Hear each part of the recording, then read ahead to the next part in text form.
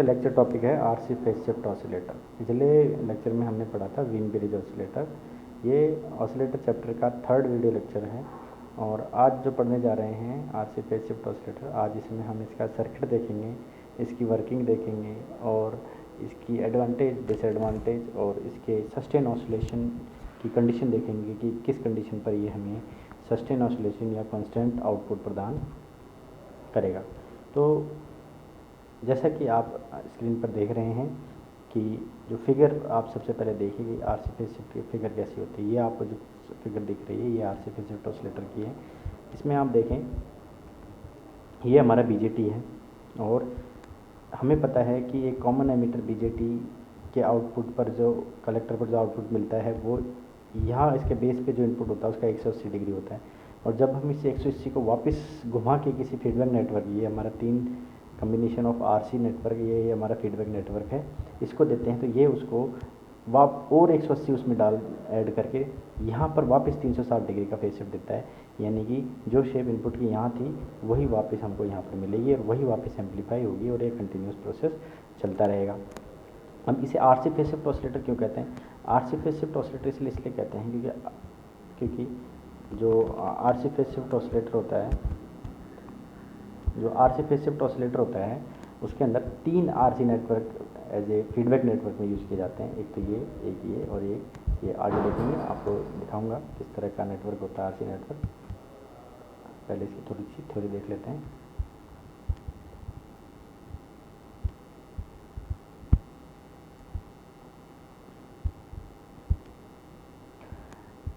इसमें जो single transistor होता है और एक आरसी फीडबैक नेटवर्क होता है और जो फीडबैक नेटवर्क मिलके बना होता है वो R1C1 R2C2 और R3C3 से मिलके बना हुआ होता है।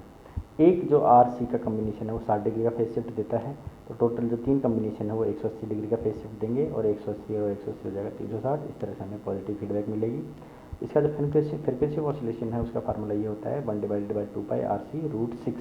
ऐसा तब आता है जब R1 R2 R3 की समान वैल्यू लें और C1 C2 C3 की वैल्यू भी समान लें। ये आपको याद रखना है कि आरसी फेज शिफ्ट ऑसिलेटर में जो फ्रीक्वेंसी ऑसिलेशन है उसका क्या फार्मूला होता है, इसको जरूर आप पेपर में लिख के आएंगे, इसके बिना आपको मार्क्स कम मिलेंगे।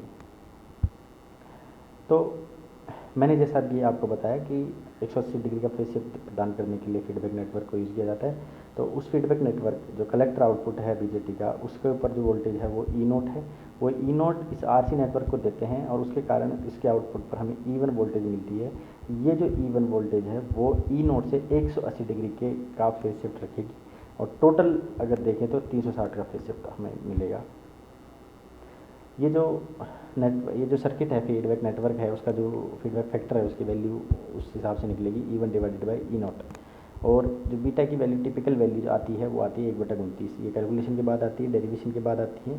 डेरिवेशन आपको यहाँ पर नहीं देखना है। तो सस्टेन ऑसिलेशन के लिए मतलब ऑसिलेशन को अगर हमें शुरू करना है कि हमें आउटपुट मिलना चालू हो, उसके लिए हमें क्या करना पड़ेगा, जो लूप गेन है वो उसको 1 से ज़्यादा, क्योंकि मैंने आपको बताया था कि एक आपका होता है 2 कंडीशन मैंने आपको बताई थी, एक तो कांस्टेंट एम्पलीट्यूड और एक अनडैम्प्ड और एक डैम्प्ड। तो अनडैम्प्ड तो कांस्टेंट एम्पलीट्यूड के आते थे, तो डैम्प्ड ऑसिलेशन, तो डैम्प्ड में क्या होता है कि शुरुआत में एम्पलीट्यूड छोटा होगा, उसके बाद बढ़ेगा बढ़ेगा बढ़ेगा बढ़ेगा। अब वो जो बढ़ता ना जाए उसको कॉन्स्टेंट करने के लिए हमको A बीटा = 1 लेना पड़ेगा, लेकिन सबसे पहले अनडैम्प्ड ऑसिलेशन चालू करने पड़ेंगे, उसके लिए हमको A बीटा > 1 लेना पड़ेगा। बीटा की वैल्यू 1/29 रखेंगे तो A की वैल्यू कितनी आ जाएगी 29। यानी आपको जो एम्पलीफायर यूज़ करना है इसमें उसका गेन 29 से ज़्यादा होना चाहिए, तभी आपका ऑसिलेशन शुरू हो पाएगा। अभी जो बात बताई मैंने 180 डिग्री का फेज शिफ्ट मिलता है, फर्दर 180 और ऐड होता है तो टोटल फेज शिफ्ट हो जाता है 360 डिग्री का। ये देखिए ये हमारा नेटवर्क है, फीडबैक नेटवर्क है, 2 कम्बिनेशन है, 3 कम्बिनेशन आरसी के, 60 डिग्री ये देगा, 60 ये देगा और 60 ये देगा। ये देखिए जब इसके इनपुट पे जो वोल्टेज है वो ये आएगी और यहाँ से जो आउटपुट आएगी, अब ये बीटा निकालेंगे तो इसको रेशियो कर देंगे। ये बात भी वही है कि किस तरह से हमें 60 डिग्री मिलती है, ये उसी की बातें हैं कि 90 डिग्री का जब लीडिंग होगी वोल्टेज की तो उस आर की वैल्यू चेंज करके हम उसका फेज शिफ्ट 60 डिग्री कर सकते हैं। ये वापस वही सर्किट आ गया है।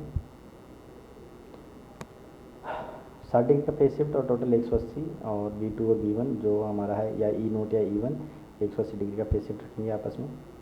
ये हमारा टोटल सर्किट था, दोबारा से बना दिया है, दोबारा आप देख सकते हैं। ये देखिए यहाँ पर जो वोल्टेज है, यहाँ पर ई नोट है, देखो वही वोल्टेज यहाँ पर ई नोट दिखाई है, तो यहाँ वोल्टेज है E1, ठीक है। तो ये जो वोल्टेज है ये तो आउटपुट वोल्टेज है, उसी को वापस यहाँ अप्लाई किया है इस पॉइंट पर C1 के पास, और वो यहाँ फीडबैक होने के बाद यहाँ मिलेगी। तो ये ई नोट और ये E1 इसमें 180 डिग्री का फेज शिफ्ट होगा। अब 180 डिग्री का जो फेज शिफ्ट है वो 180 तो यहाँ मिला और 180 और मिल गया, तो 360 डिग्री का फेज शिफ्ट मिल गया आपको। और फीडबैक फैक्टर क्या क्या फार्मूला बताया था, feedback factor sorry feedback factor जो है वो E1 बाई ई नोट होगा, ठीक है। वो 1/29 आया, ठीक है। वही बात यहाँ पर लिखी हुई है जो अभी मैंने बोली है। Condition 1, condition for sustain oscillation, पहला कंडीशन क्या होना चाहिए, फेज शिफ्ट 180 डिग्री या टोटल 360 डिग्री का फेज शिफ्ट होना चाहिए, पहली कंडीशन तो यही है।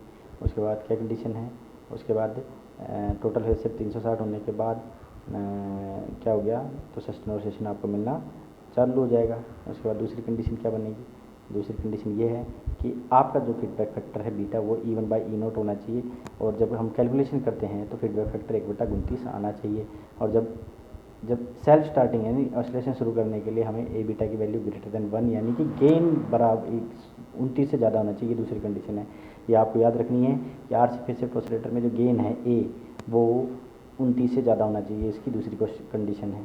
तो कंडीशन आपको दो पता लग गई, क्या पता लग गई कि आपका फेज शिफ्ट 360 होना चाहिए, तो हर ऑसिलेटर में होता है, लेकिन यहाँ पे एक कंडीशन आपको अलग से पता लगी कि गेन इसमें 29 से ज़्यादा होना चाहिए, यानी कि जो BJT आप यूज़ कर रहे हैं उसका गेन जो वोल्टेज गेन है, वो जो एम्पलीफायर यूज़ कर रहे हैं उसका गेन 29 से ज़्यादा होना चाहिए।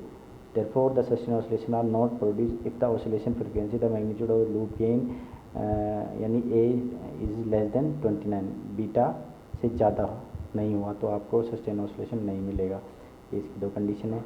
अगर इसकी एडवांटेज हम देखें तो एडवांटेज ये है कि डज नॉट रिक्वायर ट्रांसफार्मर और इंडक्टर, सबसे बड़ी एडवांटेज है। अगर ट्रांसफार्मर इंडक्टर यूज़ करेंगे तो भारी हो जाएगा, बल्कि हो जाएगा, नॉइजी हो जाएगा, और ये लो फ्रिक्वेंसी के लिए यूज़ किया जाता है। ये आपको मैंने बताया था कि ऑडियो फ्रिक्वेंसी रेंज की फ्रिक्वेंसी प्रदान करता है, और इसकी स्टेबिलिटी अच्छी होती है, ये इसका एडवांटेज है। और प्योर साइन वेव भी हमें बनाकर देता है। तो जिसकी डिसएडवांटेज क्या है कि जो ऑसिलेशन है उनको शुरू करना थोड़ा डिफ़िकल्ट होता है, क्योंकि मैंने आपको बताया कि उसके लिए आपका ए बीटा की वैल्यू 1 से ज़्यादा होनी चाहिए। और दूसरा डिसएडवांटेज क्या है कि आउटपुट बहुत छोटा होता है। और तीसरा कि ये है कि इसके जो VCC की रिक्वायरमेंट है वो 12 वोल्ट से ज़्यादा होती है। ये एक प्रॉब्लम ले लिया हमने कि अगर आपका R1, R2, R3 की वैल्यू 1 मेगा ओम है, C1, C2, C3 की वैल्यू 68 पिका फेरेड था, आपको फ्रीक्वेंसी ऑफ ऑसिलेशन बताना। फार्मूला क्या था आपको बताया था मैंने, 1/2πRC/√6। जब उसमें आप वैल्यूज़ को रखेंगे तो आपका आंसर जो है वो 954 हर्ट्ज़ आएगा। देखिए आप इसी से भी थोड़ा सा आइडिया लगा सकते हैं कि ये बहुत कम आउटपुट, बहुत कम फ्रीक्वेंसी प्रदान करता है, ये उसकी डिसएडवांटेज थी। तो ये रहा आपका RC phase shift oscillator. RC phase shift oscillator बहुत ज़्यादा इंपॉर्टेंट टॉपिक है आपके एग्ज़ाम पॉइंट ऑफ व्यू से, तो आप इसको अच्छे से पढ़ें, अच्छे से समझें और पेपर में अच्छे से करके आएँ। Thank you for watching this video.